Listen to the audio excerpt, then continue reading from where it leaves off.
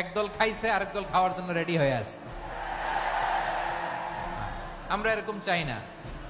আমরা চাই স্বাধীন সার্বভৌম বাংলাদেশ। আমরা চাই তো পালন করতেছেন যে কোন প্রতিষ্ঠানও কি তারা মানবে না? হ্যাঁ, বিএনপির যারা আছেন, আমরা আপনাদেরকে মহব্বত করি, আপনারা নির্যাতিত একটা দল, আপনাদেরকে মহব্বত করি। আপনারা যে মাঝে মধ্যে বলেন যে কে চাঁদাবাজি করে, তা আপনাদের দলের লোকেরা যদি এইভাবে মাদ্রাসা মসজিদ থেকেও চাঁদাবাজি করে, এটা কি আপনাদের দলের জন্য কোনো কল্যাণ বয়ে আনবে? আমারে বলেন, এটা কি বিএনপির জন্য কোনো কল্যাণ হবে? মাদ্রাসা মসজিদ তো মানুষ মানার কথা।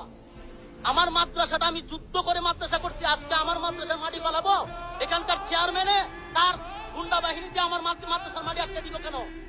আমি বারবার অনুরোধ করছি আমার মাদ্রাসা এটা ছেড়ে দেন।